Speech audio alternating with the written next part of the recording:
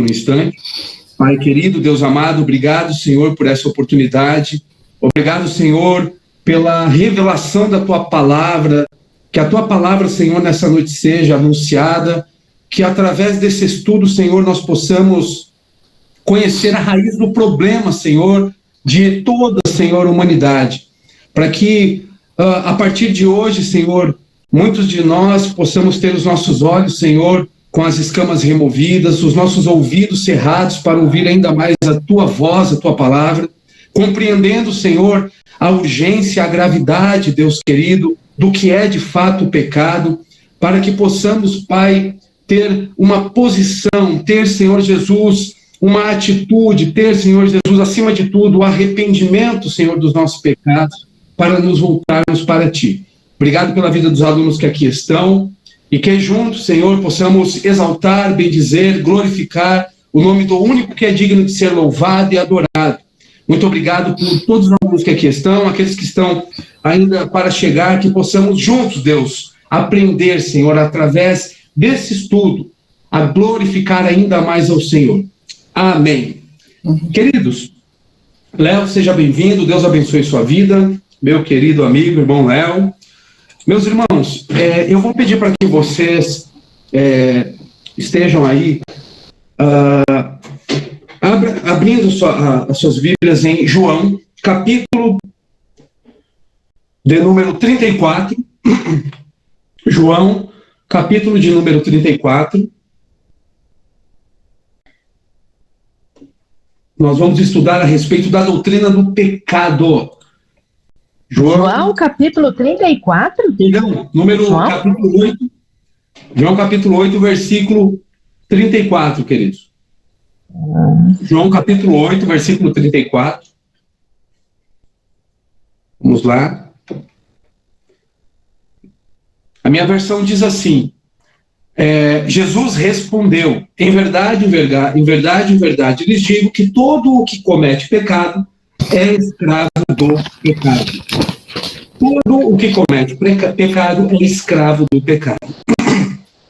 Queridos, essa doutrina, ela é chamada de doutrina da hamartiologia. É o estudo do pecado. Eu trouxe algumas questões aqui semânticas para entendermos a respeito das definições e qual a importância desse estudo. Então, eu quero iniciar aqui com você, compreender um pouquinho a respeito do significado. Hamartia, que no grego koiné, que é o grego bíblico ali, do contexto neotestamentário do Novo Testamento, significa, hamartiologia é o estudo do pecado. Hamartia, palavra pecado, que tem assim, grosso modo, errar o alvo, digamos que esse é Só vou pedir para que vocês fechem, queridos, os microfones, por favor, que está voltando para mim aqui o meu áudio. Está dando obrigado, queridos, maravilha. Mas se quiserem falar, pode falar, levanta a mãozinha e chama o professor, tá bom? Hamartia, o estudo de hoje. Ó, Mauri chegando, seja bem-vindo, querido, Deus abençoe sua vida. O estudo de hoje é a doutrina do pecado, tá? Doutrina do pecado. Bom, então vamos iniciar com essa semântica. Hamartia, que significa exatamente essa perspectiva de errar o alvo, né? Palavra grega, do grego koiné, com logia, que é estudo. Então temos aí essa junção das palavras que forma hamartiologia, estudo do pecado. Então é a doutrina do pecado. Isso daqui eu vou colocar no material de vocês, tá? Eu vou colocar essa definição, vou deixar já prontinho no material. Estou com outro e-book que eu criei ontem, inclusive, mas aí eu vou passar no formato para vocês. Existem alguns motivos que eu quero ver com vocês, o porquê devemos estudar a hamartiologia, o porquê que nós devemos estudar, qual a importância. Eu vou me direcionar muito numa perspectiva daquilo que eu tenho como base teológica, que é a doutrina da teologia reformada, a teologia reformada as doutrinas da graça, mais propriamente dito. de viés reformado. E existe aí alguns motivos que eu quero ver com vocês. Primeiro, que a importância do estudo da doutrina do pecado vai residir onde? Justamente na perspectiva do fato de que o pecado é uma realidade universal que afeta todas as pessoas. E aí é interessante, se você tem o Bases da Fé aí, a Nayara chegando aqui, seja bem-vinda, Nayara, Deus abençoe sua vida, minha irmã, muito bom. Começamos agorinha, não perdeu nada.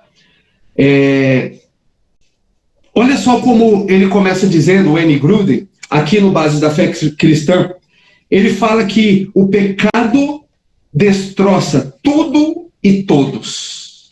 É devastador.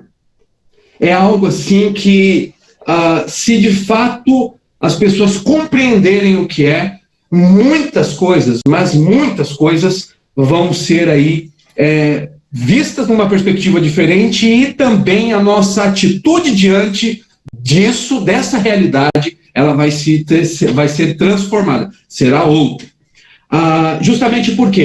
Por se tratar de um tema, a doutrina do pecado, ela vai aí ter como ênfase essa perspectiva de que o pecado é uma realidade universal, e essa realidade ela está ligada ao quê? A algo que afeta todas as esferas da realidade da vida humana. Isso é muito sério mesmo. Então, nós vamos ver aqui, nesse estudo de hoje, que o pecado ele fez o quê? Ele introduziu desobediência, separação entre Deus e entre os homens e Deus. A humanidade, ela tem hoje, existe um abismo entre o ser humano e Deus, justamente por conta disso, por conta dessa mazela, as causas de todas as dores, todas as doenças, da morte. É isso que nós precisamos entender: o sofrimento, a distorção das relações pessoais, sociais, tudo, queridos, está relacionado aqui à raiz do problema. Existe um documentário a respeito do marxismo cultural, lá do Brasil Paralelo. Fantástico, muito bom, um documentário ali de 2016. Na verdade, é uma sequência de documentários, e aí o quarto capítulo desses documentários é a raiz do problema. Então, eles mostram ali, fazem um diagnóstico histórico, numa perspectiva da historicidade, de fato, real, né? Sem ser essas historicidades fictícias que as ideologias criaram para engodar e enganar as pessoas. E ali eles vão mostrar o quê? De fato, qual é a raiz do problema. A raiz do problema, por exemplo, que desembocou no Brasil e o que o Brasil se tornou. É justamente isso que nós precisamos entender quando falamos da doutrina do pecado. Entender qual é a raiz do problema. E aqui eu quero ver com vocês justamente isso. Antes de dar aqui os motivos da necessidade e da extrema urgência do porquê estudarmos a doutrina do pecado, é justamente porque, como eu falei para vocês, que eu vou na perspectiva ali da teologia reformada, não foi isso que eu disse? Porque é o meu viés teológico. Acontece, meus irmãos, que existe uma ligação, né, muito profunda na teologia reformada e a hamartiologia. Por quê? Porque na doutrina reformada, ela vai mostrar que a hamartiologia, estudo do pecado, da doutrina do pecado, é um dos temas centrais da teologia reformada. Trabalha toda aí uma centralidade, né, naquilo que nós chamamos de doutrina calvinista, doutrina da graça.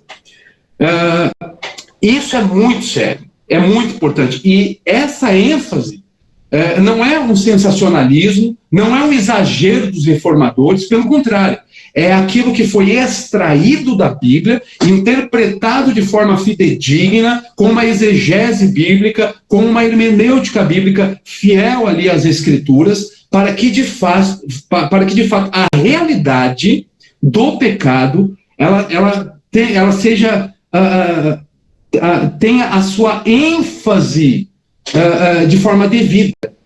Não como alguns negligenciam, uma omissão absoluta, né? E também como outros contextos que vão aí fazer o quê? Eles vão dar uma ênfase tão grande, mas sem uma esperança. E não é isso que a doutrina reformada ela vai fazer, tá bom? Não vai fazer isso. É chamado, inclusive pelo grande reformador, um homem de Deus que, de fato, foi um dos homens mais usados por Deus aí para sistematizar a doutrina da teologia reformada, chamado João Calvino, e nas Institutas, que nós podemos dizer que é uma das primeiras teologias sistemáticas que nós temos conhecimento, que de fato foi organizada ali, teologia sistemática, como nós vimos nas primeiras aulas, é organizar os temas centrais da Bíblia, como colocar algo assim, as frutas dentro de uma caixinha de forma organizada, por exemplo.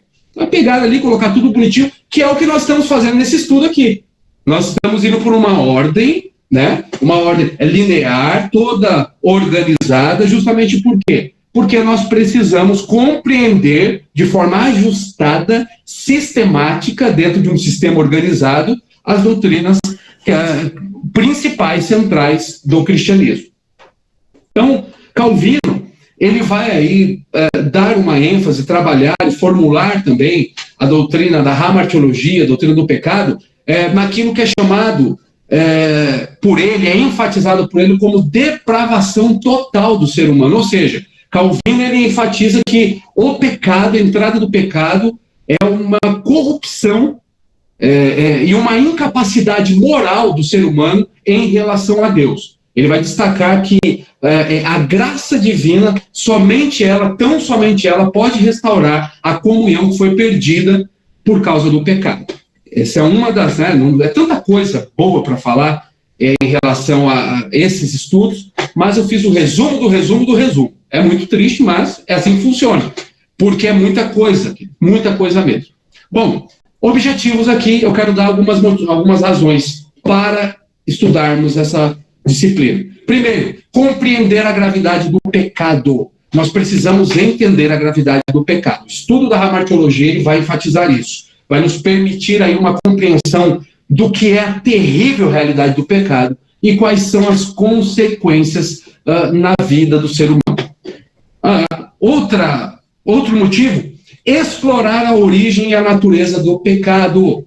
É conseguir fazer uma investigação, queridos, da origem do pecado, que nós vamos ver hoje, examinar o relato bíblico da queda, o que aconteceu com Adão e com Eva, ali no livro de Gênesis, para que possamos compreender que, olha só, o pecado ele não é apenas, aí, como alguns dizem, né, um comportamento que é isolado, mas de fato ele é o quê, queridos? Ele é uma condição inerente, é intrinsecamente ligado à natureza humana que é decaída. Outra questão importante é poder fundamentar a doutrina da salvação. Sem o estudo da doutrina do pecado, não existe a possibilidade de estudarmos a doutrina da salvação. Então, nós vamos estudar, que é chamado de soteriologia, a doutrina da salvação. Então, esse daqui é um dos motivos. E, por último, eu coloquei aqui mais um motivo, que é conseguir dar uma boa orientação para a vida cristã. Por quê? Porque o estudo da doutrina do pecado vai fazer com que sejamos desafiados a examinar a nossa própria natureza caída, corrompida, deteriorada, e buscarmos o quê? Santificação diante de Deus. Esses daqui são alguns motivos, tá? Então, eu estou aqui com aquela revistinha da Base da Fé Cristã, que é muito boa também. Eu não sei se eu já indiquei para vocês essa revistinha aqui da Aleluia, excelente, tá? É um material muito bom que eu me baseio bastante nele, não só em conteúdo, mas em estrutura aqui, lógica, até porque ele consegue sintetizar de uma forma muito boa para que possamos passar para vocês. Bom, quando nós falamos, queridos, da palavra pecado hoje, na pós-modernidade, ela perdeu o sentido teológico bíblico dela. As pessoas, elas compraram uma ideia que nós falamos que é uma ideia religiosa, que vem lá da perspectiva oriental, das religiões pagãs, religiões orientais, que vão negar a existência do pecado. Quer ver uma prova disso? Uma vez o professor Bruno estava ali na região do Tucuruvi, quem é de São Paulo conhece a região do Tucuruvi, próximo ao metrô Tucuruvi, e uma senhora e uma menina da Seixonoe foram me evangelizar. Elas vieram, imagina, a Seixonoe, que é uma seita que tem um viés, né, infelizmente tem um viés aí, que nega várias doutrinas cristãs, inclusive a existência do pecado, a menina me falou algo assim. Ela falou, mas você é evangélico, você é cristão, vocês acreditam nesse negócio de pecado? Eu falei, acredito, o pecado ele existe, de fato ele existe. Aí ela falou para mim assim, ai moço, mas essa realidade aqui, nem essa realidade existe, isso aqui é um simulador. Eu falei, como é, minha filha? Isso daqui é como se fosse aquela ideia do filme Matrix, né? Que é uma realidade simulada. Nós estamos dentro de um grande simulador. Tem pessoas que entram nessa pira mesmo e acreditam nisso, tá, queridos? Eu já tive que tirar algumas pessoas dessa pira, né? Já tive a oportunidade, inclusive jovens. Infelizmente, acabam caindo nessas piras. Não, isso aqui não é um simulador. E eu provei para ela que não era um simulador como? Eu falei, me dá licença, jovem, me desculpe, e só dei um apertinho aqui no braço dela. Ai, moço, que é isso? Eu falei, pois é, não dá para simular isso. Não existe como simular os 5 sentidos que nós temos, por exemplo. Não dá para simularmos aí as leis da natureza, por exemplo. Então, querido, o sentimento, como que vai simular um sentimento, por exemplo? Não existe como. É algo totalmente absurdo. E essas religiões, elas foram incutidas as suas doutrinas e dogmas na mente aqui no Ocidente. As pessoas desacreditam do pecado. O pecado ficou algo banalizado. Ou é assim, alguns dizem que não, mas pecado é um dogma que a igreja inventou para controlar as pessoas, para controlar a massa. Essa é uma das definições que o senso comum acredita no que é o pecado. Não, queridos, pecado não é um dogma criado pela igreja para ficar aí controlando as pessoas. Não tem absolutamente nada a ver com isso. E é através da Bíblia que nós vamos ver a resposta. Para vocês terem uma ideia, existe uma seita chamada Nova Era, que ela tem a base ali na teosofia, que a teosofia foi criada por uma mulher chamada Helena Blavatsky. Essa teosofia, a própria Nova Era, ela é a religião da ONU, tá? Ela é a religião global que vai dar base para a religião do anticristo.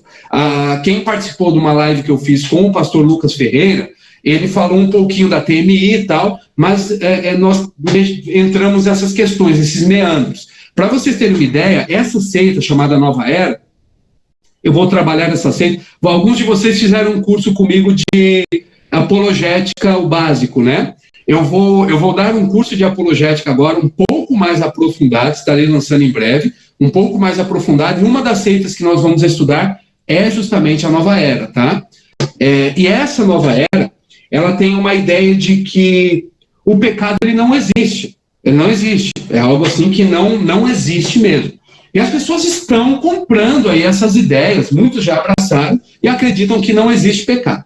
Bom, o que a Bíblia fala? Vamos ver o que a Bíblia diz? O que importa é o que a Bíblia fala. E vamos ali compreender o que é de fato o pecado. 1 João, capítulo 3, versículo 4, lá nas epístolas de João, indo para o final da Bíblia, João se encontra ali depois das epístolas de Pedro.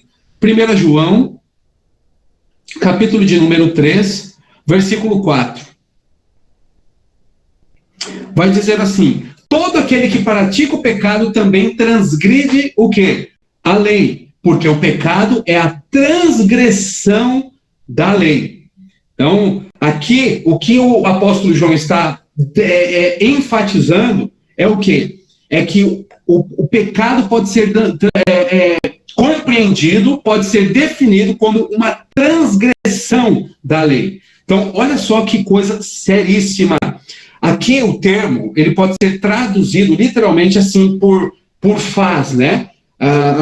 Aquele que pratica, aquele que está fazendo, é uma ação contínua, percebe? É uma ação contínua, é algo que não tem fim, a todo momento praticado, tá? É mais ou menos essa ideia, quando fala da prática, tá? Da prática do pecado. O grego aqui é o poieo, por isso que nós temos aí a gente consegue ter essa definição. Então, o que ele vai fazer? Ele vai definir aqui, quando você vê a semântica, é a definição de um comportamento contínuo. Que é possível pecar mesmo quando não se tem a lei, por exemplo. É isso que nós podemos entender. Por isso que ele fala, né, a respeito da questão da lei, enfatizando a lei. Por quê, queridos? Nós só vamos saber que somos pecadores quando a lei, ela escaneia. Ela mostra assim, ela faz aquele raio-x da nossa humanidade e mostra assim, olha só o que vocês são. Aí nós vamos entender quem somos. Por quê? Precisa ser revelado pela lei.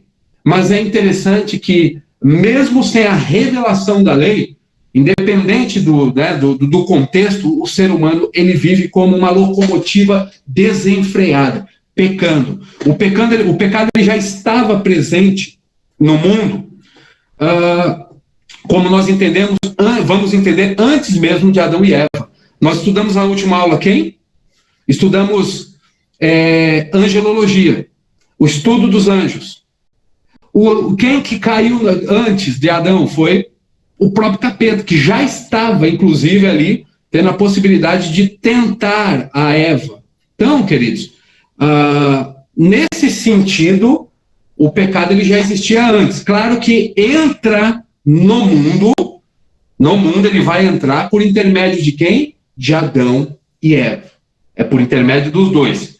Então, isso daí é muito importante sabermos, enfatizarmos. Aqui tem uma outra definição. O pecado é a insubordinação a Deus. Ou seja, o desejo do ser humano de fazer as coisas a seu próprio modo. Percebe? É recusar reconhecer a Deus, o senhorio de Deus, a grandiosidade de Deus, o Deus soberano e legítimo. Então, isso daí é uma das atitudes que nós tomamos por conta dessa natureza pecaminosa. Mas vamos entender melhor um pouquinho. Vamos entrar mais aí nesses meandros. Olha que coisa interessante. Lá no Antigo Testamento, nós temos algumas definições, tá? Então, no Antigo Testamento, o pecado é demonstrado como uma rebelião contra o Senhor, tá? Eu coloco aqui nós temos algumas definições, eu peguei algumas e vou falar rapidamente aqui com vocês.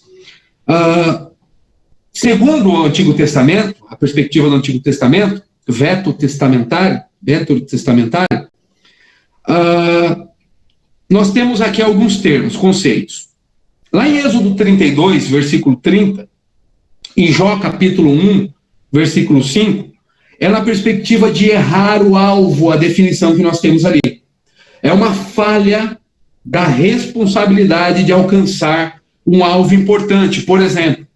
Mas quando nós vemos lá em Jó, capítulo 15, versículo 5, ou Isaías capítulo 43, temos ali também o pecado na perspectiva de iniquidade, ou seja, de culpa, de errar o caminho.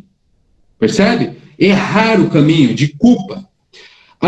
Em Levítico 4, Levítico capítulo 4, a ideia do pecado, e assim, é legal, o que é interessante a gente ver nos conceitos, termos ali no original da própria palavra hebraica, por exemplo, é que você tem uma raiz, né?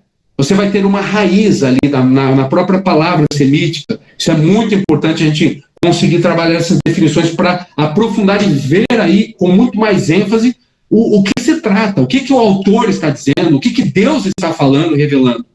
A ideia também de pecado é de desencaminhar-se, por exemplo. É aquela ideia de se extraviar algo. É mais ou menos essa ideia. Mas também é o próprio desviar. Nós encontramos em Juízes capítulo 2 a ideia de afastar, de abandonar, quando fala de desviar-se, né? Apostatar, tá? Sair do caminho certo. Por isso que, grosso modo, podemos defini-lo como errar o alvo. Percebe? O ser humano ele está errando o alvo, mas já vamos entender o porquê que ele está errando o alvo. E também, nós temos lá em Isaías capítulo 1, versículo 2, a ideia de revoltar-se, ou melhor, rebelar-se. É uma rebelião, exatamente uma rebelião contra Deus. Já no Novo Testamento, o que vai acontecer? Essa questão da definição. No Novo Testamento, a definição ela passa a ser mais ampla. Por que ela passa a ser mais ampla?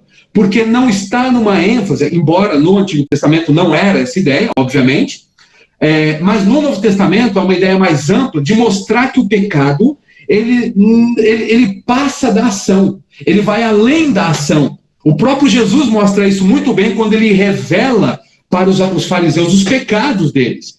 Como assim além da ação, professor? Além da ação por quê? Porque o Novo Testamento vai mostrar que antes da ação existe a intenção do coração. Percebe? Então o pecado ele está ali enraizado também nessa perspectiva da intenção. Qual que é a intenção antes da ação? Então, perceba, né, a motivação, trazendo para um conceito mais contemporâneo, pós-moderno, digamos assim. Então, ainda continua no Novo Testamento, obviamente, sendo uma quebra da lei da transgressão, porque assim, existe uma lei moral. E essa lei moral é de quem? É de Deus. Rebelar-se contra essa lei moral é se rebelar contra Deus e contra tudo aquilo que é de Deus. Percebe? Então, é essa a ideia. E o que Jesus faz? Ele enfatiza, o Novo Testamento dá essa amplitude no conceito, porque lembra quando os fariseus com aquela hipocrisia, e os religiosos com aquela hipocrisia de que eles acreditavam, o judeu acreditava, por exemplo, que o adultério era de fato ir ali para as vias de fato, e adulterar, e na prática, na ação. É sim, óbvio que ter uma relação ali com a mulher que não é sua, ou a mulher com o homem que não é seu, de fato, está correto. Mas Jesus ele vai num outro prisma, e ele mostra o quê? Aquele que só olhar, aquele que desejar, aquele que trazer para o coração, percebe? Olha só onde ele vai num outro prisma. Não vem achando, não, é mais ou menos assim, parafraseando, né? Contextualizando.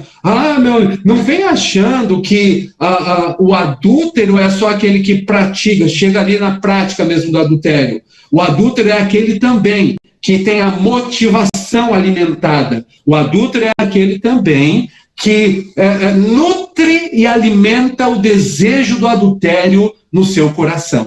A concupiscência, o desejo, a cobiça.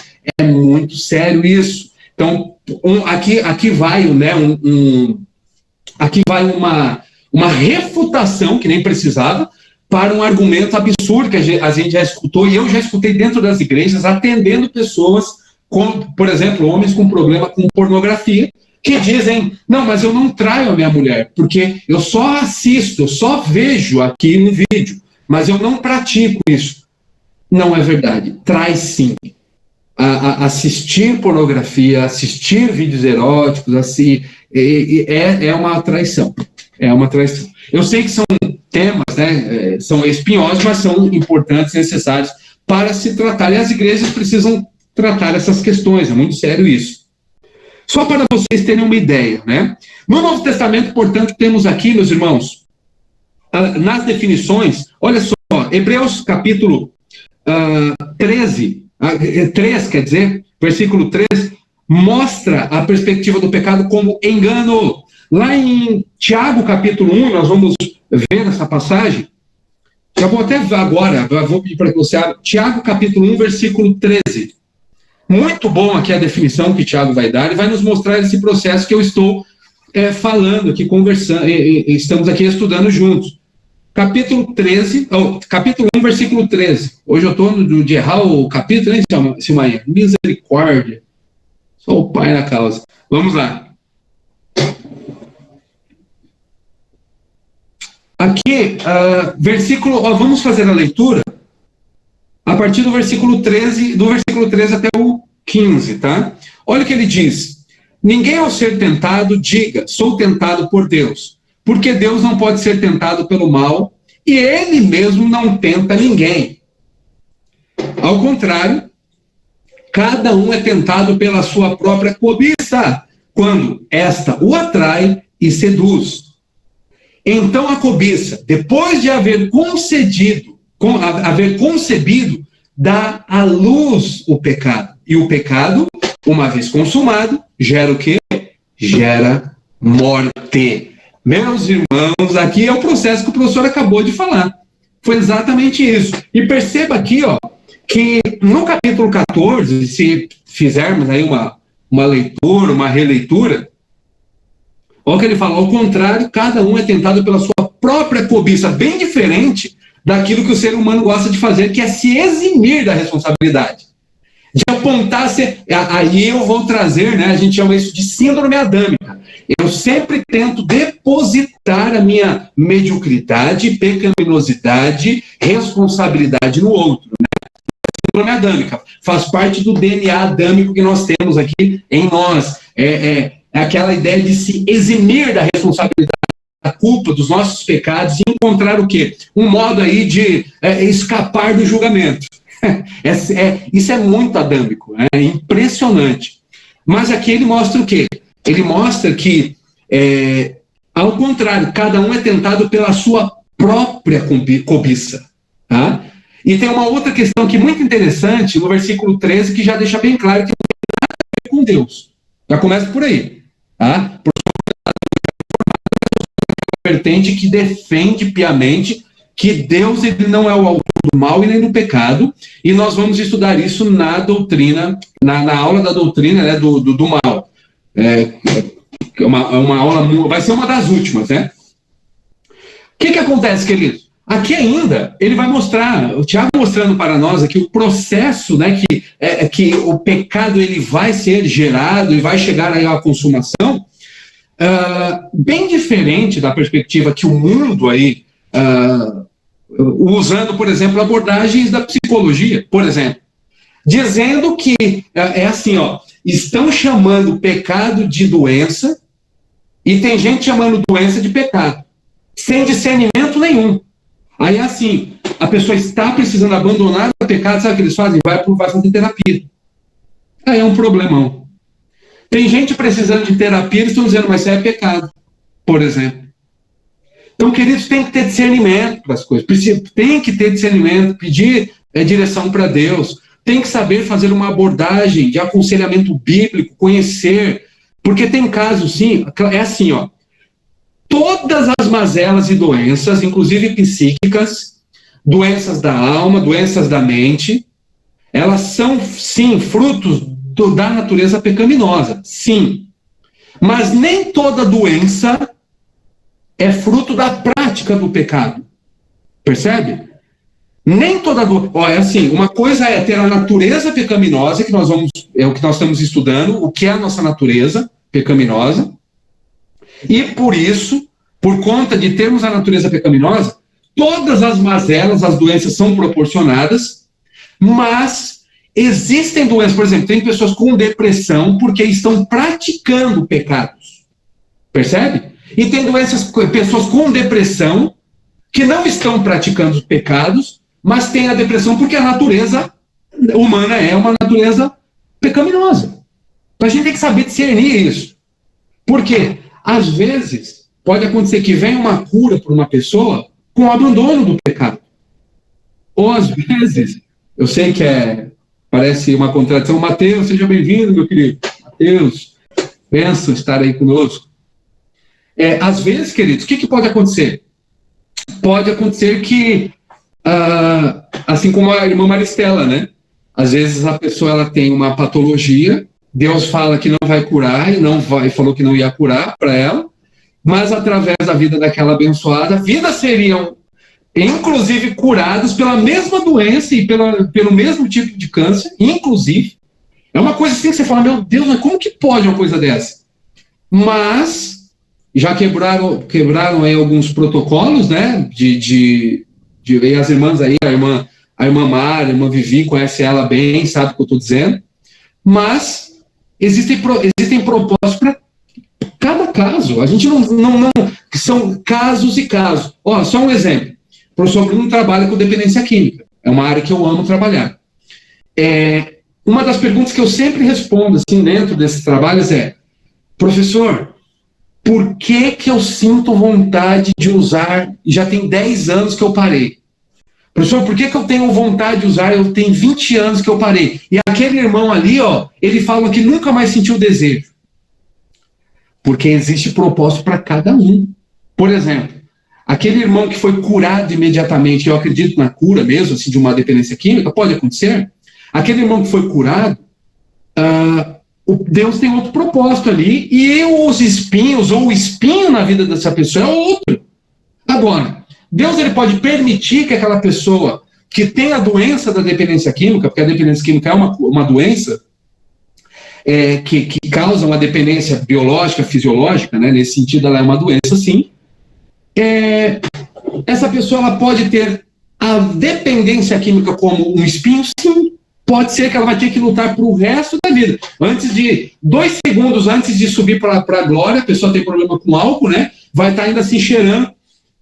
Isso aqui é o quê? Isso aqui é suco de uva? De uva ou é vinho? 2 segundos antes de ir para a glória, ainda está ali com receio de tomar um negócio para não recair. É assim, irmãos, propósito. A gente não consegue, às vezes, entender ainda. Em alguns casos, ainda. Isso acontece. Agora, uma coisa nós sabemos, que a raiz é essa aqui. A raiz de todos os problemas está aqui, intrinsecamente ligado à nossa natureza pecaminosa. E aqui ainda, só para sair desse versículo aqui, que é muito bom, que fala a respeito do pecado, Tiago ele mostra o quê? Ele vai mostrar que a responsabilidade é nossa, não é para se eximir aí da responsabilidade, por quê? Porque, como ele fala aqui no versículo 14, cada um é tentado pela sua própria cobiça. Então, bem diferente aí dessa ideia contemporânea, né? Ou dessa ideia de que, mas o pecado é uma doença. Não, o pecado não é uma doença. O pecado é uma falha moral, é uma transgressão da lei de Deus que nos afasta, que nos distancia de Deus. Isso é muito sério. Então, a gente precisa dar o devido valor para isso. Tiago ele vai rastrear aqui, queridos, a origem do pecado. E olha a precisão que ele faz isso aqui, ó. A precisão está quando ele diz assim, ó, cada um é tentado pela sua própria cobiça, quando esta o atrai e seduz. Então, o que ele está mostrando aqui? Que o pecado vem de dentro de quem? Do ser humano. Perceba que não é Deus que coloca o pecado em ninguém. Deus não colocou o pecado em ninguém. Mas, professor, como isso pode acontecer? Vamos ver a origem do pecado. Pronto, vamos entender a origem do pecado, para tentarmos aí elucidar essas questões. E a origem do pecado, na perspectiva bíblica, ela está bem fundamentada. Primeiro, lá no relato de Gênesis, capítulo 3, queridos, fala a respeito da entrada do pecado. Deus ele vai dar ordem para Adão e Eva, para Adão. Olha, Gênesis capítulo 2, no versículo 7, ele diz assim, o Senhor diz, a palavra de Deus diz, então o Senhor Deus formou o homem do pó da terra, e lhe soprou nas narinas o fôlego de vida. Ele criou o ser humano bom, o ser humano normal, ele tornou o ser um ser vivente. O que ele fez aqui, o Senhor fez? Ele colocou o ser humano, Adão, no jardim. Pode ver aqui a partir do versículo 8. Ele vai colocar o ser humano com a possibilidade, e nós vimos isso daí na aula da doutrina da criação, a própria criação do homem, dando condições para o ser humano, para que ele pudesse viver bem, viver tranquilo. Aí você vai descendo aqui, discorrendo no texto, e diz lá no versículo 15, o Senhor Deus tomou o homem e o colocou no jardim do Éden para o cultivar e o guardar. O ser humano é o mordomo da criação, queridos. Olha só o privilégio. Né? Ter domínio, dominar a tudo aquilo que está abaixo dele. Perceba que foi outorgado por Deus. Aí, no 16 diz, e o Senhor Deus ordenou ao homem, e dá uma ordem aqui. Toda árvore do jardim você pode comer o quê? Livremente. Mas da árvore do conhecimento do bem e do mal, você não deve comer, porque no dia em que dela comer, você certamente morrerá. Vai morrer. E aqui nós temos uma implicação seríssima nisso, quando fala dessa morte. Mas antes de falar dessa morte, vamos ali no capítulo 3, onde é o relato da queda. Aqui no capítulo 3, vai nos mostrar o quê? Se você fizer a leitura ali, do versículo 1 ao 6, vai mostrar no texto bíblico que a serpente que apareceu a Eva aqui é o próprio Satanás, tá? Então, não é... Existe uma ideia de demitizar, né, a Bíblia. Ou tratar como um mitozinho, algo assim que não, isso aí é uma figura de linguagem, nada disso. Por quê? Uma das regras da hermenêutica, da interpretação bíblica, é que a Bíblia interpreta a própria Bíblia. Ela é análoga. E aí, quando nós fazemos isso, o que nós temos? Aqui no primeiro livro da Bíblia, dizendo que a respeito de Satanás, a serpente mais astuta dos animais, é a personificação do próprio diabo, tá? Como que a gente sabe disso? Porque a própria Bíblia diz isso. E lá no último livro da Bíblia, em Apocalipse capítulo 12, versículo 9, diz assim: e foi expulso o grande dragão, a antiga serpente que se chamava Diabo e Satanás. O sedutor de todo mundo, sim, foi atirado para a terra e com ele os seus anjos. Então perceba aqui que o próprio João em Apocalipse fala do diabo como a serpente. O próprio Jesus, o próprio Pedro, também falam a respeito o próprio Paulo, eles também falam a respeito. Quer ver? Paulo, em 2 Coríntios, capítulo 11, versículo 3, mas receio que, assim como a serpente enganou a Eva com a sua astúcia, assim também seja corrompida a vossa mente e se aparte da simplicidade e pureza devidas a Cristo. O apóstolo Paulo acreditava nisso daqui como literal. Isso não é mito, não. Não é conto. Olha só o que diz o apóstolo Pedro.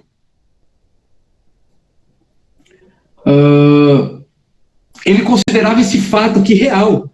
Lá em 2 Pedro, capítulo 2, versículo 16, diz assim: recebeu, porém, castigo da sua transgressão, a saber, um mudo animal de carga, falando com voz humana. Refreou a insensatez do profeta.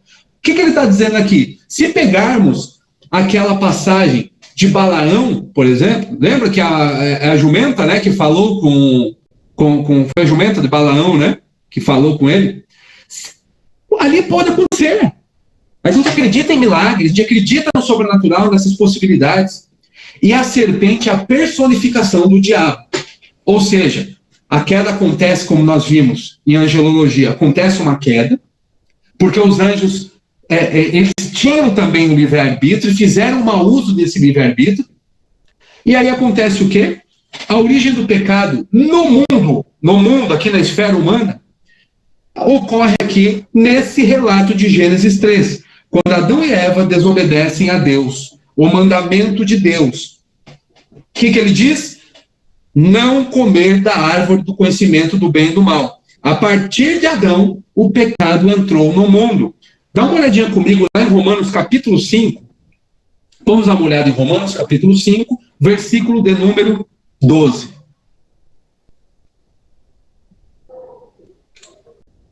Romanos 5, 12.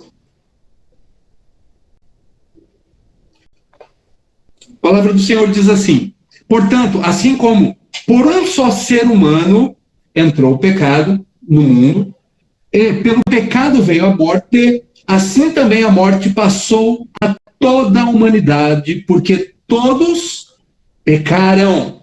Então você vai ver aqui, vai ter uma perspectiva aqui, daquilo que nós chamamos em teologia do federalismo. Significa o quê? Assim como um representante, por exemplo, você tem um representante aí, um governante, que ele representa todo um povo. Adão, ele representa a humanidade ali no Éden. Ele está representando toda a raça humana. Alguns dizem, né? Mas se eu tivesse ali, eu não ia fazer a mesma coisa. Isso é tão luciferiano, né? Esse tipo de questionamento, que é não conhecer a própria miséria humana. É impossível, queridos, fazer uma afirmação dessa. Não faz sentido nenhum.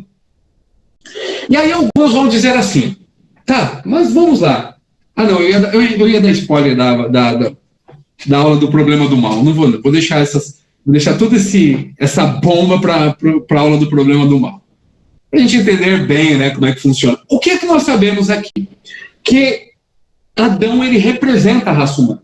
Veja o que diz aqui, ó: assim como por um só ser humano entrou o pecado no mundo, e pelo pecado veio a morte, assim também a morte passou a toda a humanidade, porque todos pecaram. Lá em Romanos 3 fala, né, no versículo 23, todos pecaram e estão o quê? Destituídos da glória de Deus.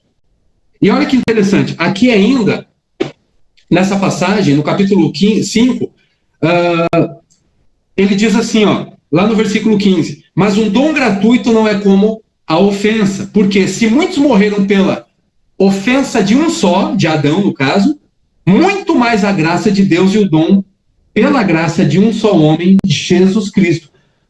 O que significa o quê? Por isso que fala, se eu não me engano, aqui nessa passagem mesmo, fala que entra, né? O pecado ele entra por Adão, mas entra por um homem e sai pelo outro, né? Olha aqui, ó, no 19 diz assim, ó, porque como pela desobediência de um só homem, muitos se tornaram pecadores, assim também, por meio da obediência de um só, muitos se tornarão justos. Né? Olha que coisa linda, queridos. Isso é maravilhoso saber, porque precisa ficar bem claro que todo ser humano é pecador. Todo ser humano é pecador. Todo ser humano. Tem um pastor aqui na cidade que ele fala assim, basta nascer para nascer condenado, basta nascer para já estar condenado. E é verdade. Nesse sentido, sim, nascemos, estamos ali debaixo de condenação. O ser humano está condenado. Embora, já vou dar um adiantado, não sei se eu já falei isso em algumas das minhas aulas, eu, particularmente, professor Bruno, mesmo sendo calvinista, eu acredito em predestinação, eu acredito em eleição, tudo isso daí, mas o professor Bruno acredita que toda criança que morre na primeira infância e todas as pessoas que têm problemas mentais ao ponto de não conseguirem escolher ou discernir entre o senso moral, a lei moral de Deus, o certo e errado, o bem e o mal, eu acredito que todas essas pessoas são salvas. Por quê? Porque nas próprias epístolas de João vai dizer que ele morreu por todos os pecados. Então, se ele morreu por todos os pecados, ele morreu para expiar, cobrir os pecados dessas crianças e também dessas pessoas que não têm capacidade cognitiva de fazer uma escolha diante de Deus. Eu creio piamente nessa perspectiva. Davi, quando o filho dele morre, os irmãos lembram que ele estava orando ali, jejuando, o menino estava doente, o bebê, né, que foi fruto ali do pecado, né, porque Davi pisou na bola, né, feio mesmo, por conta da natureza caída, corrompida e deteriorada. Deus, ele recolheu o bebezinho, aí o que Davi fez? Ele parou ali de orar, de jejuar, aí os servos de Davi vêm até ele e falam, mas Senhor, o senhor, por que o senhor parou, né, de orar, de jejuar, Ele falou assim, Davi responde algo muito interessante, ele fala assim, posso eu trazê-lo de volta? Ele diz assim, ele morreu, Deus recolheu meu filho. Mas aí o que Davi fala? Ele fala assim, posso trazê-lo de volta? Não, eu vou até ele, Davi diz. Ou seja, Davi acreditava em eternidade, por exemplo. Ele tinha essa convicção, né, de que ele encontraria o filho dele, ele encontraria, o filho estava salvo, o bebezinho, percebe? Então, assim, essa é uma das passagens que eu me baseio, mas existem aí algumas posições, tem uma que é absurda, para mim isso é um absurdo, que diz assim, ó, que Deus, ele sabendo, né, se aquela criança, ela virasse adulto, ela escolheria ou não a ele, aí baseado nisso, Deus, ele salva. Gente, peraí, se Deus não sabe que aquela criança, ela vai viver até tanto tempo, está determinado, estabelecido um tempo para aquela criança viver, não existe futuro hipotético para Deus, queridos. Não existe hipóteses para Deus. Existe um futuro real e concreto para Deus. Nós podemos ficar com hipóteses, né, do futuro, porque nós não conseguimos saber. Temos previsões. Mas para Deus não existe futuro hipotético, muito menos contingente e uma construção de algo que será. Não, para Deus já existe o futuro. A verdade são as próprias profecias, por exemplo. Mas vamos lá. Portanto, A origem do pecado está no ser humano, no próprio ser humano. Vimos aqui que foi através da desobediência do Jânio, do capeta, do capiroto, do encardido, né? Que ele fez o quê? Ele sempre vai usar um meio para fazer o ser humano cair, para fazer com que o ser humano ele seja destruído. Eu estou querendo fazer uma live essa semana ainda, eu estou pensando em fazer uma live baseado em Mateus capítulo 4, para mostrar as 3 áreas que o ser humano mais é atingido, destruído. Estou pensando em fazer essa semana aí, ver se eu consigo me organizar para fazer essa live. Aí, mana, vamos ver, não sei se a minha irmã está por aí, vamos ver se a gente consegue marcar essa live, vai ser benção. O ser humano precisa entender quais são, né, as 3 áreas. E o capeta, ele, desde o Éden, ele vai fazer a mesma coisa. Ele age da mesma forma. Vamos, mano, a gente combina, deixa alinhadinho, vamos ver se a gente consegue fazer. Passa o telefone da sua secretária que eu agendo com ela. Ai, coitado. Deixa a secretária saber disso. Ele é mais ocupado, gente, que tudo. Os irmãos sabem, às vezes eu demoro 2, 3 dias, uma semana para responder. Misericórdia. É muita correria. Mas vamos lá. Vamos ver aqui, portanto, queridos, algo muito, muito sério. Quais são os efeitos do pecado? A queda, ela proporcionou o quê? Aqui, rápido, de forma resumida. E aqui eu já quero responder uma questão para vocês, tá? O que vai acontecer ali, no Éden? A serpente, ela vai distorcer, o diabo, ele vai distorcer a fala de Deus.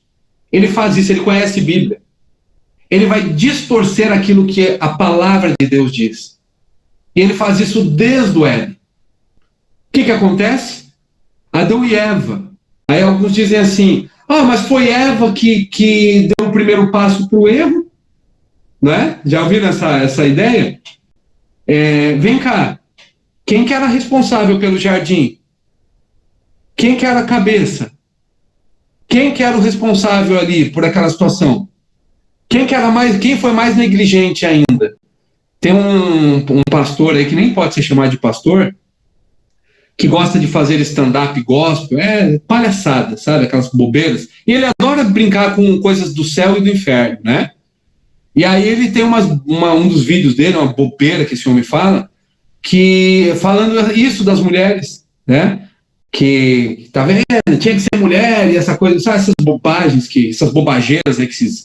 Quando falta a Bíblia, os camaradas têm muita criatividade, né? E não é verdade, queridos. A culpa não é da mulher. A culpa é de Adão e Eva, dos dois.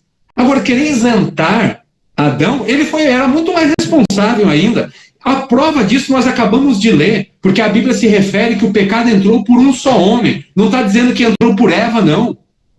Percebe? Embora os dois ali erraram, claro que erraram, pecaram, desobedeceram a lei de Deus. Então perceba que essas piadinhas aí não estão com nada, não tem base bíblica, né? E o que vai acontecer? As implicações dessa perspectiva são muito graves. A maior tragédia da história da humanidade aconteceu no Éden. Essa é a maior tragédia. O ser humano precisa entender, o cristão precisa entender. Sabe o que estão fazendo? Estão anestesiando eu e você com assuntos, com conceitos, com teorias, com filosofias vãs, com métodos. Estão anestesiando a minha mente, a sua, o nosso coração. Estão querendo cauterizar a nós, as nossas mentes, nossos corações, para não percebermos a gravidade do pecado. Para não percebermos a gravidade dessa tragédia que aconteceu no Éden e que tem implicações diretas com a nossa realidade, com o que nós somos, com quem nós somos, como nós nos relacionamos com o próximo e principalmente com Deus. Queridos, isso é muito sério.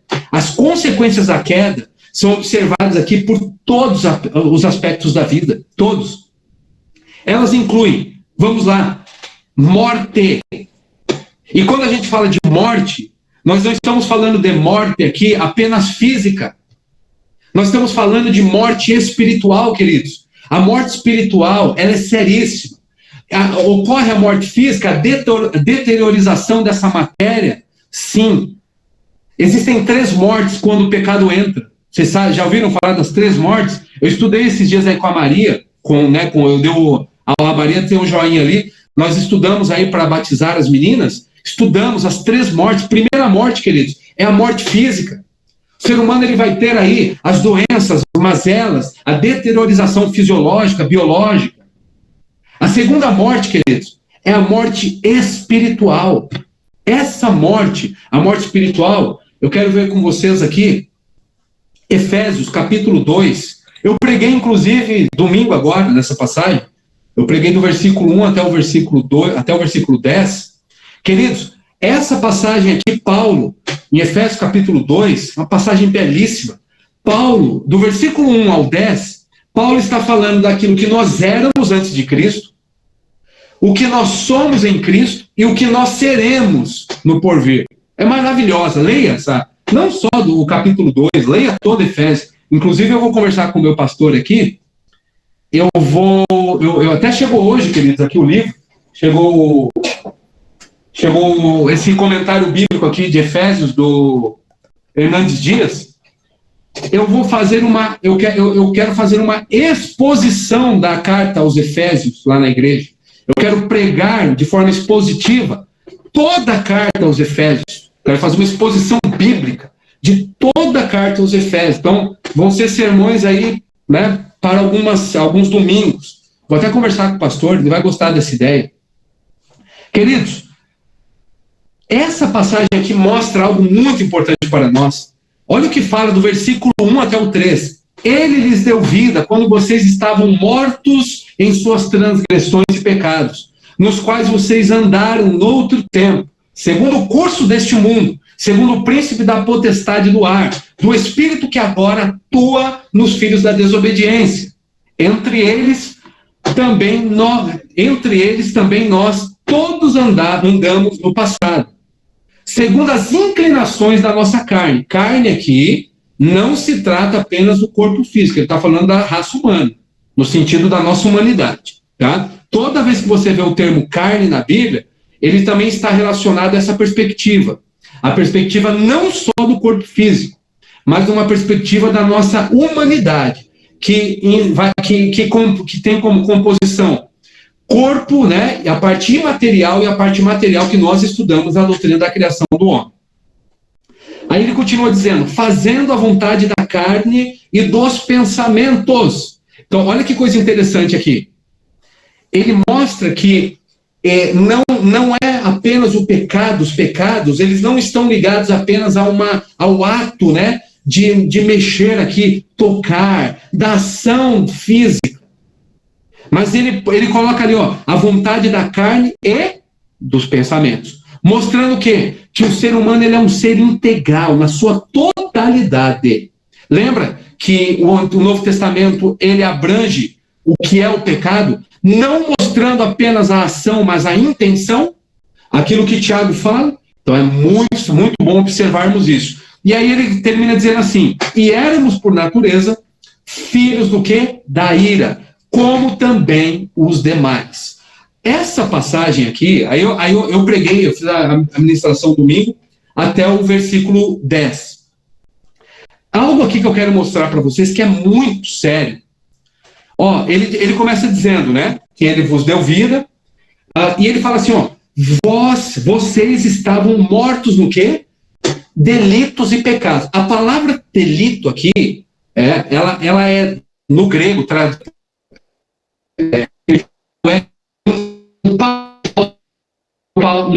um passo errado assim, dá um passo falso, e você cambaleia assim, é um passo falso. Então perceba que ele coloca os dois termos juntos. Ele coloca delitos e pecados. Por quê? O delito é o desvio do caminho certo. Por isso que, olha só, as definições, né? O pecado é o quê? É quebrar a lei de Deus. É transgredir a lei de Deus. É desobedecer a lei de Deus. Então ele coloca aqui, os delitos é igual a uma pessoa, um criminoso, que cometeu delitos, né? Um desvio de uma conduta moral adequada, correta e ordenada. Percebe? E aí ele diz assim, delitos e pecados. E o grego aqui, hamartia, como nós vimos, é o erro do alvo. Não atingir né? O padrão estabelecido por Deus. E aqui a morte que ele fala, que é o que eu quero enfatizar com vocês, esse daqui é um dos efeitos, a morte espiritual, não só a morte física. Ou seja, é a separação de Deus, do homem com Deus. O pastor Jonas Madureira, nesse livro aqui, eu indiquei inclusive esse livro hoje para alguns alunos. O pastor Jonas Madureira, nesse livraço aqui, ó, Inteligência Humilhada, isso aqui é um livro que você não pode... Eu vou usar a frase do próprio pastor Jonas, tá?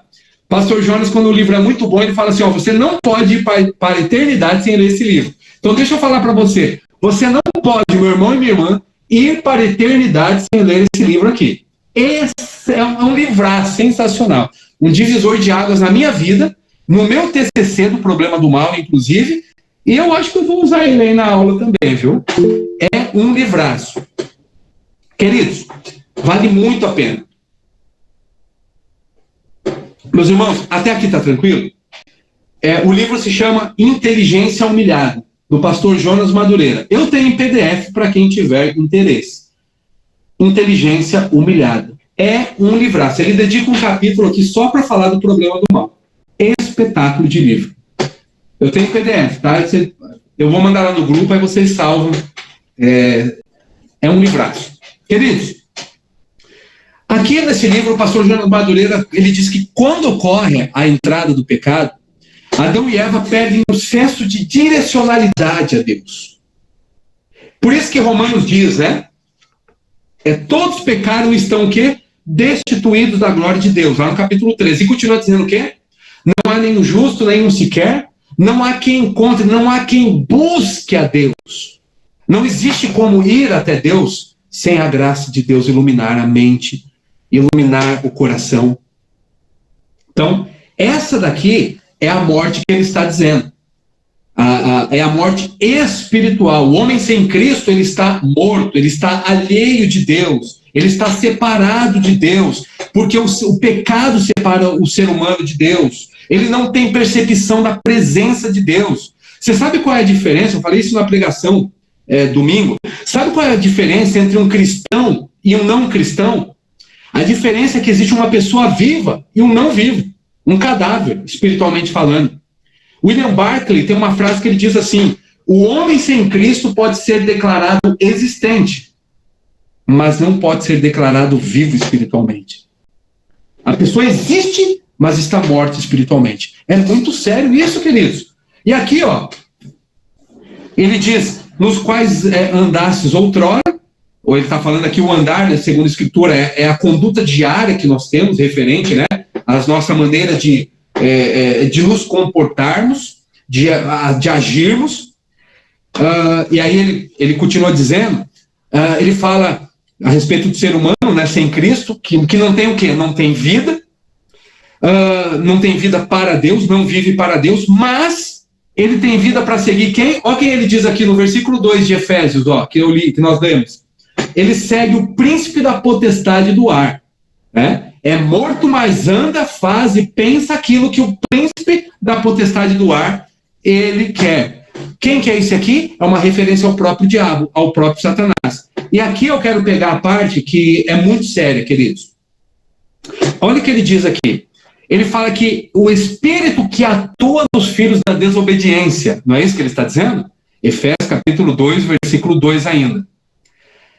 Esse espírito que atua aqui, que é uma referência ao próprio diabo, o verbo atuar aqui, que é do grego, é o energel, que é de onde vem a nossa palavra energia. Olha que coisa séria isso daqui. Ele faz o quê? Ele impulsiona, ele energiza, né? Aquele que é o filho da desobediência, aquele que está debaixo dessa maldição chamada pecado, e que vive para isso, como um escravo do pecado. O Martinho Lutero tem um livro fantástico chamado Nasci de Escravo. É um livro fantástico. E por que é importante descobrir isso, né, entender isso? Nós vamos ver lá na aula que vai vir aí pela frente, na aula do problema do mal, nós vamos aprender o porquê dessa importância, dessa ênfase que nós temos que dar a respeito da escravidão que o pecado ele proporciona. Porque Adão, ele tinha o quê? Adão e Eva tinham a possibilidade de pecar e não pecar. Tinha. Quando ocorre a entrada do pecado, toda a posteridade, ela já é pecadora. Então, ela só vai ter a possibilidade de não pecar quando é iluminado pela graça, como diz Agostinho de Hipona. Eu só não vou pecar se eu for iluminado pela graça. Tamanho é o quê? Os efeitos do pecado. As consequências são terríveis. A queda, ela afetou toda a dimensão espiritual, né? Não só espiritual, mas a material também. Toda da existência humana. Então, causa o quê? Causou uma profunda necessidade de redenção e restauração. Mas, olha que coisa interessante. João Calvino, ele vai enfatizar algo e respondendo lá o trabalho de vocês. Ele vai enfatizar que, apesar da queda ter ocorrido, a imagem de Deus não foi totalmente destruída no homem. Já vou falar aí, é que eu não estou conseguindo ver eu já vou falar a terceira morte já. Ou seja, o ser humano ele não perdeu a imagem, né? Não foi destruída totalmente a imagem do homem. É chamado de image Dei. Ela foi danificada, como vocês responderam nos trabalhos de vocês, né? E todos aí que me enviaram, excelente. Ela foi danificada pelo pecado. Mas ainda existem vestígios da imagem em todos os seres humanos. A Calvino, inclusive, ele fala, né, dos sensus divinitatis, que é aquilo que nós vemos lá em Eclesiastes capítulo 3, versículo 11, que Deus colocou o anseio da eternidade no coração do homem. Então, esses vestígios que são vistos estão aí na capacidade do ser humano raciocinar, da consciência moral. Mesmo a pessoa que não é cristã tem a consciência moral, pode ter a consciência moral, como nós já vimos a bússola moral, lembra, né? A nossa busca por significado e propósito, por exemplo. Então, de acordo com a teologia reformada, e mais propriamente dita em Calvino, a queda, ela resultou, sim, uma destruição, mas na questão da perda da imagem e semelhança, isso não aconteceu. O que nós temos é o quê? Uma possibilidade de restauração. Perdeu-se a comunhão com Deus. Isso o ser humano ele perdeu. Ele perdeu a comunhão com Deus. Mas existe a possibilidade, porque o pecado é nada mais nada menos do que rebelião. Olha só essa frase do Charles Spurgeon, que era um outro calvinista, né, teologia reformada. Spurgeon diz: o pecado é a pior de todas as doenças, o mais letal de todos os venenos, o mais devastador de todos os males. É o pecado, queridos. Por isso que reconhecer o pecado como uma rebelião contra Deus, isso daí vai nos levar ao quê? A uma busca da graça e da misericórdia de Deus. Nós precisamos buscar como viver uma vida de arrependimento dos nossos pecados, obedecer os mandamentos, a lei moral de Deus, reconciliação com Deus. Mas isso nós precisamos do quê? Da ação divina, da ação do alto, do próprio Deus trabalhando em nós. Por quê? Porque o pecado ele afetou a morte, proporcionou a morte física. Preste atenção nisso. A morte espiritual. Todo ser humano já nasce morto espiritualmente. E se não for transformado, salvo, resgatado, se não for alcançado, se não ocorrer a soteria, a salvação, o resgate, essa pessoa ela vai ter a terceira morte. Lago de fogo, morte eterna. É muito sério isso, queridos. É muito sério. Professor, mas o professor não é da predestinação? O professor não acredita na predestinação? Acredito. Acredito na predestinação, acredito na eleição, que Deus ele tem aí as suas ovelhinhas, sim. Mas eu acredito naquilo que fala na parábola do semeador, lá em Marcos capítulo 4. O semeador saiu para semear, para lançar as sementes. E ele vai lançar as sementes nos corações. Os corações são solos. A semente é a palavra de Deus. E ali mostra o quê? 4 tipos de solos. A terra batida, a terra pedregosa, a terra espinhosa e a terra boa. As 3 primeiras, quando a semente cai, tem efeitos nocivos, ruins. A terra boa, ela é o quê? Ela tem ali efeitos maravilhosos. Queridos, não compete a mim nem a você ficar aí analisando os solos. Nós temos que tão somente semear a palavra e pregar a palavra de Deus. É isso que nós precisamos fazer. As pessoas precisam ter ideia da gravidade do pecado. Eu gostaria muito de acreditar que a doutrina da reencarnação fosse verdade. Que houvesse a possibilidade de voltarmos sucessivamente em várias vidas para termos uma vida aí evoluída e um dia nos tornarmos um espírito de luz como um só, um todo, um nirvana, e não é verdade isso. Gostaria muito de ter a possibilidade de ter os meus pecados perdoados, até mesmo no inferno, e depois ser transferido para o céu. Mas, biblicamente, a Bíblia ela não vai dar respaldo para isso. E é isso que nós vamos ver na próxima aula, a respeito da doutrina do inferno. O que é a doutrina do inferno?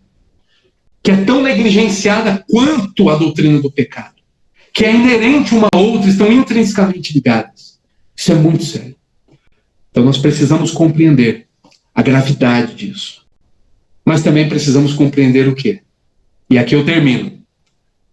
Que, apesar de tudo que aconteceu, apesar do nosso pecado, apesar daquilo que nós merecíamos, porque isso daqui é algo que causa indigestão falar para o homem pós-moderno.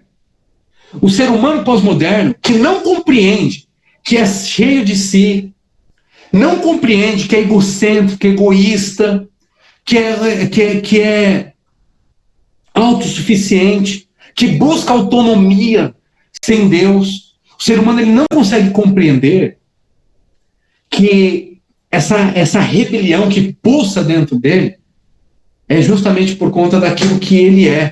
É o que nós somos, queridos. E eu não estou dizendo aqui como alguém que está isento a isso, pelo contrário.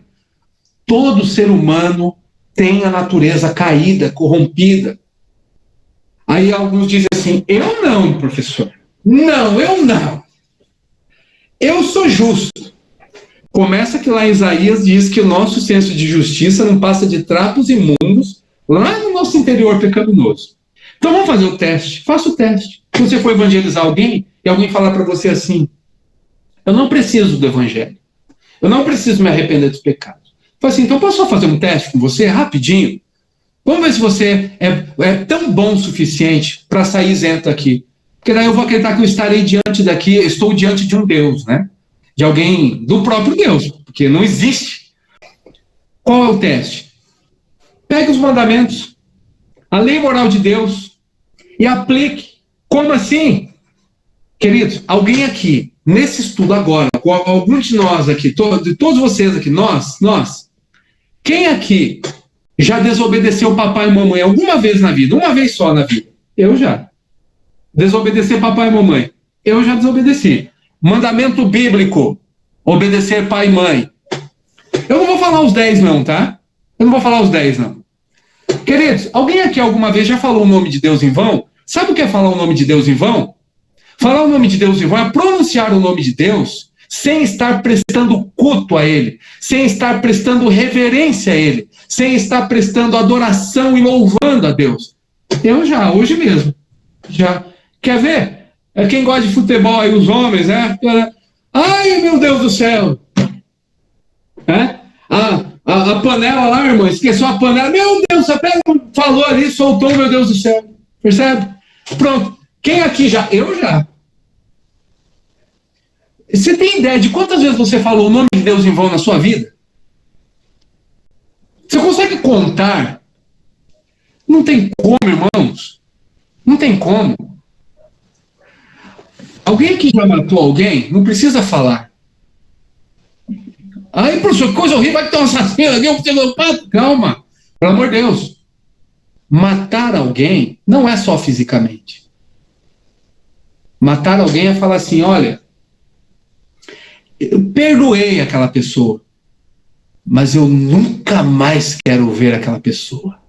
Eu perdoei, mas o céu é muito grande. Eu vou estar num lado, a pessoa vai estar no outro. Já viu os crentes falar isso aí? Já viu os evangélicos dizer isso, né?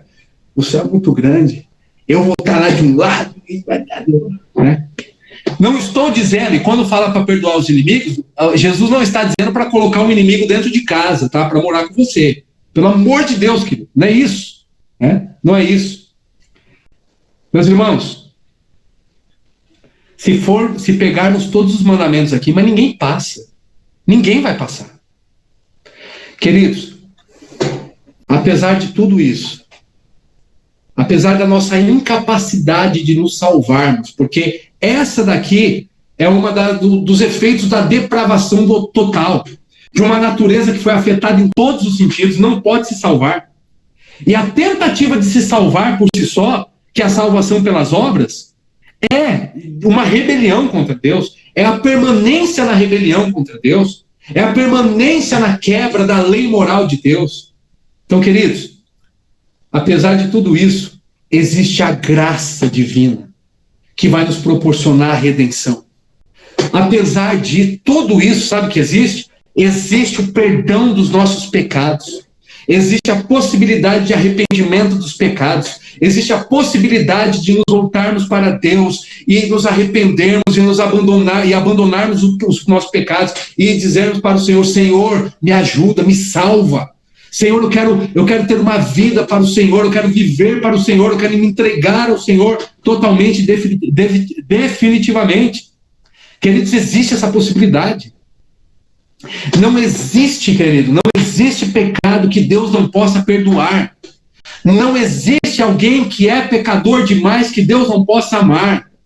Não existe aquele que Deus ele não possa... Existe sim, pecadores que querem permanecer pecando. Isso sim.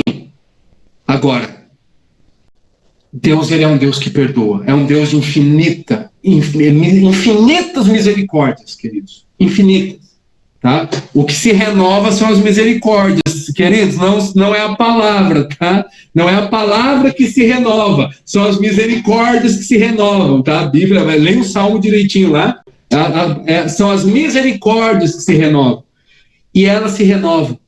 E aí nós temos o quê? Nós temos a justificação. Sabe o que significa isso? Que nós temos o perdão dos nossos pecados em Cristo Jesus. Porque somente Jesus, sendo todo justo, pode olhar para o professor Bruno, que é injusto, e dizer, eu declaro você justo. Somente Deus, sendo justo, sem deixar de ser justo, ele pode olhar para nós e dizer, hoje, meu filho e minha filha, eu te declaro justo. Através daquilo que eu fiz, através daquilo que Cristo fez.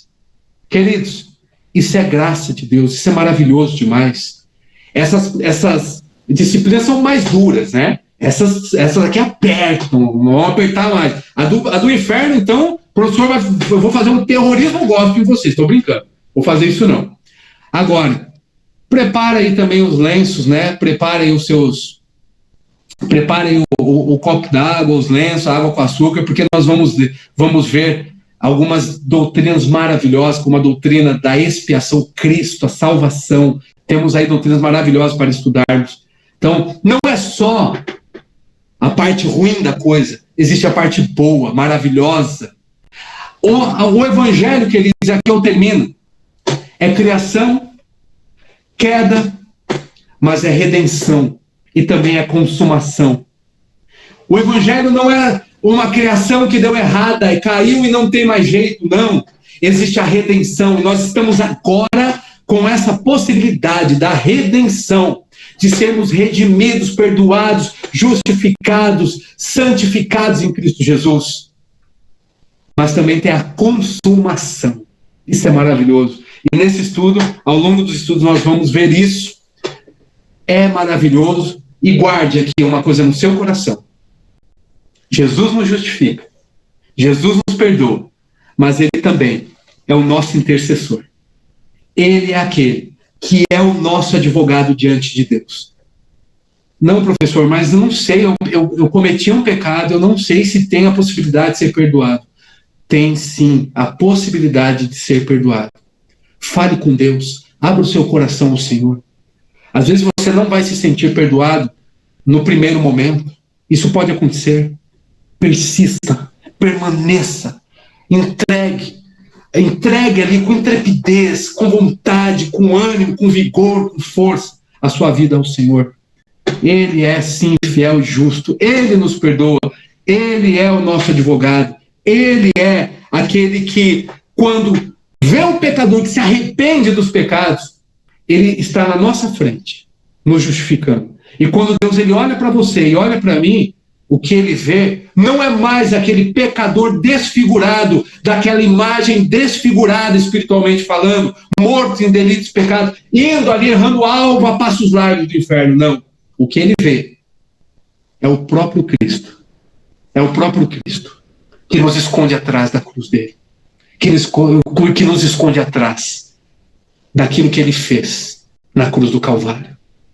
É o próprio Jesus, que é o nosso justificador, é o nosso advogado. E é esse Jesus que Ele te ama tanto, de uma tal maneira, que Ele fez o que Ele fez naquela cruz. Se entregou por nós, nos dando vida e vida eterna. Amém, queridos?